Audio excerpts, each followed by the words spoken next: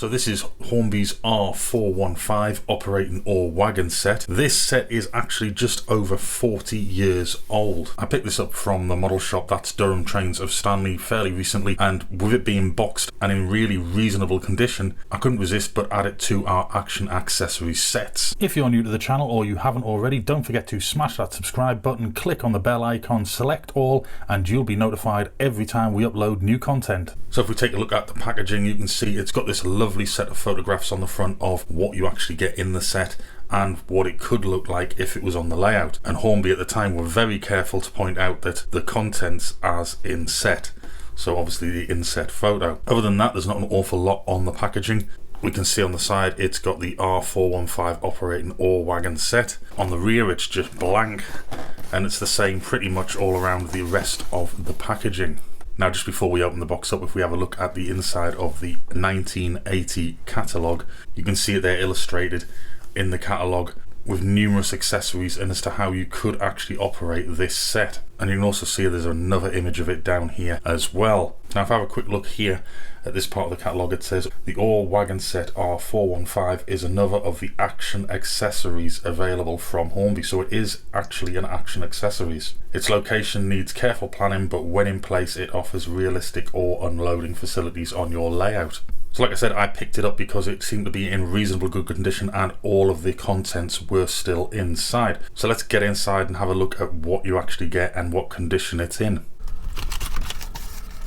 So at the top we can see we've got our instruction leaflet for the Hornby operating or wagon set, and it also has the date stamped on for its manufacturer, so the 24th of March 1980. So we've got lots of text here explaining how it operates and how to set it up. We've even got a layout diagram there, and on the rear it's also got more detailed information on the incline piers, the wagon itself, which direction it should be travelling across the high level stage. And more interestingly enough, you can actually see down here at the bottom it's still got Rovex Limited. It's absolutely brilliant. It's a nice little bit of history in itself, this piece of paper. So 1980, 41 years old while I'm filming this video, and it's still in reasonably good condition. So let's take a look. We've got a wagon here and it doesn't actually have its model number on it, but if I take another look at the Hornby catalogue from 1980, you can see the wagon is R732 concert iron operating ore wagon. Now I've seen these in a few different colours. I've seen them in the black and I've seen them in a sort of dark burgundy red colour, as well as this green, and they seem to be plentiful all over the internet and at second-hand model shows. I know I saw some recently, however I hadn't bought this set so I didn't actually pick any up, so it will be something I'll be looking for in the future.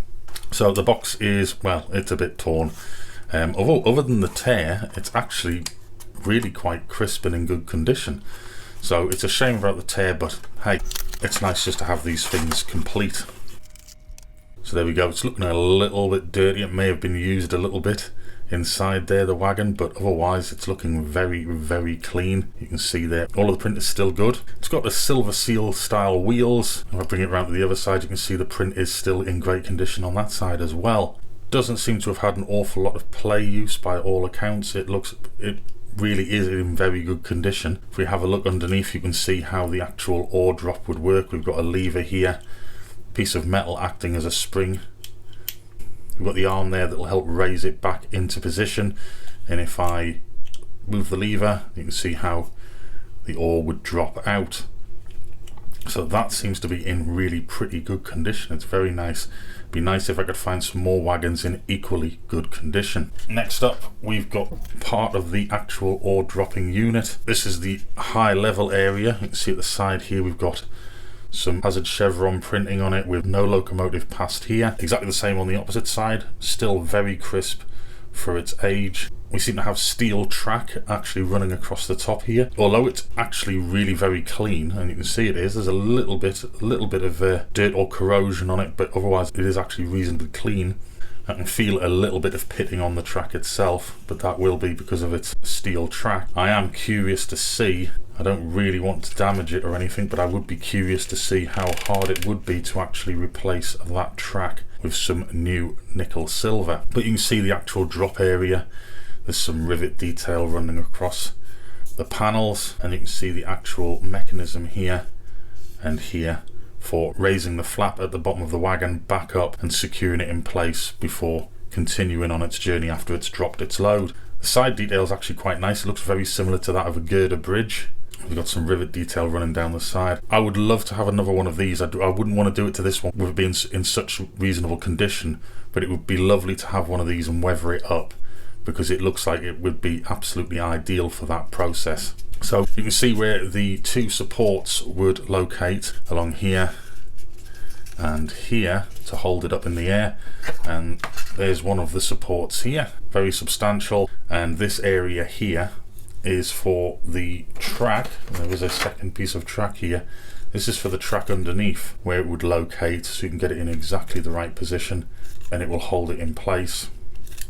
So we've got that upright, and we've got that piece of track, and that is yet again steel track, and you can see, just about to see the corrosion starting to take place, but it is actually in really fairly good condition for something its age.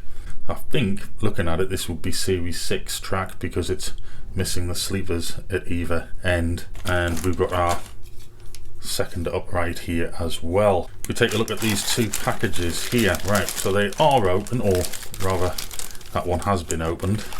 This one is still stapled shut, so it's almost as if these have never actually been used, but let's take a look in here. We've got a lot of the elevated piers and the parts that would fit onto them for holding the track.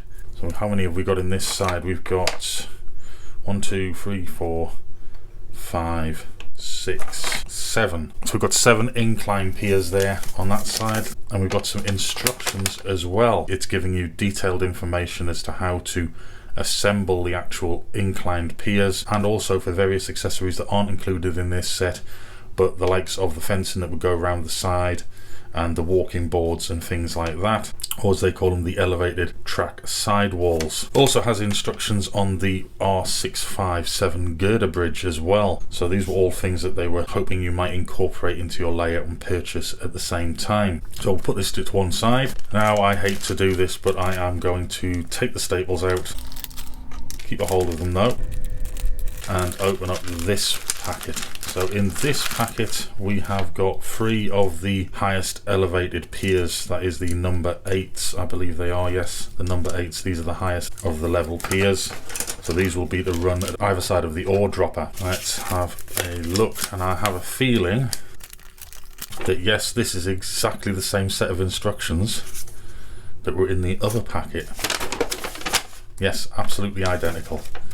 So we've got the same instructions, but then there must have been something that was just put together with the elevated sections. Just interestingly there, on the top we've got Hornby Railways, and at the bottom there we've got our made in Great Britain by Rovex Limited. So I think the next stage of this is to put it all together. I'm going to put it together on some test track, and let's just see how it operates. Now, the one thing that isn't in here is actually any kind of coal or ore load. Now, luckily I do have some Hornby coal, and I've got a feeling this is going to be really very messy, but we're going to find out soon. Let's see it in operation. Okay, so I've brought the operating ore set down to the test track area, and I've set it up just with a little couple of pieces of track. It doesn't actually really go anywhere, and just comes around here. It's just a little test area.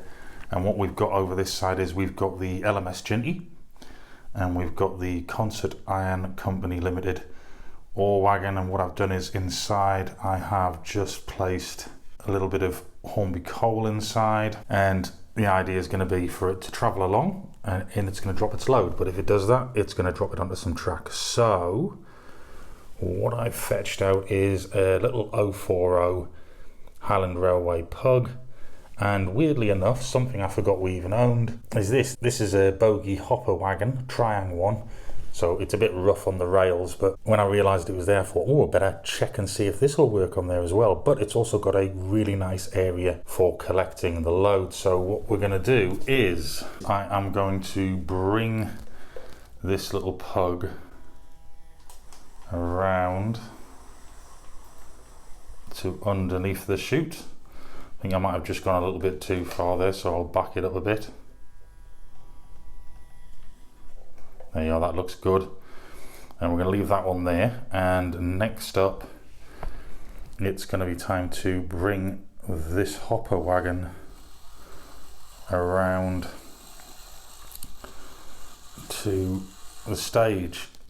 Now hopefully you should be able to see all of this. So it's going to bring it along, and then it's going to open the catches, and it's going to drop its load into here. So I'm going to try and see if we can catch all of that in one go.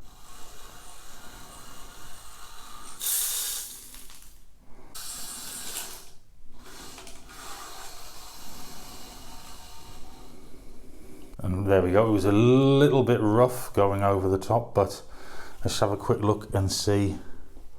Yes, we can see it's picked up the load in the triang truck. That can in fact drive off now with that load.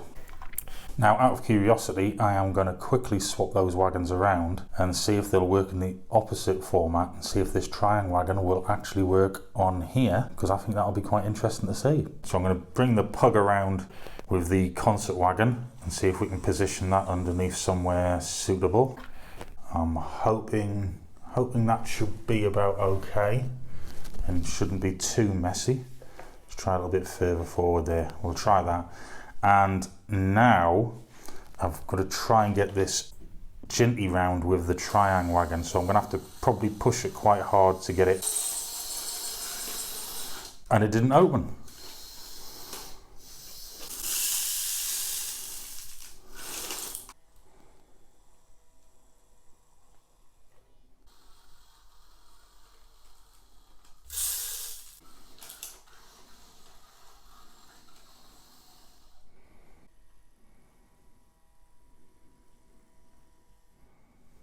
Okay, so there we go. We've got our LMS Ginty there with our empty concert ore wagon, and over the side here we've got the load which went into the triang wagon with the pug. Just a little bit of mess, not much. It's actually better than the conveyor set, and maybe a couple of little bits in there, but you can see where it would have gone through. But that is a really nice set. I'm going to have to try and incorporate that somehow with the other Action accessories. I think that's definitely something worth investing a little bit more time into, and possibly some more of these, or maybe some of these as well. So that is the Hornby operating ore wagon set. Hope you've enjoyed this video. Don't forget to like, comment and subscribe. I've put a video at the top of the screen and a playlist at the bottom, and don't forget to check out the Aidans Shorts channel. See you again soon. Bye now.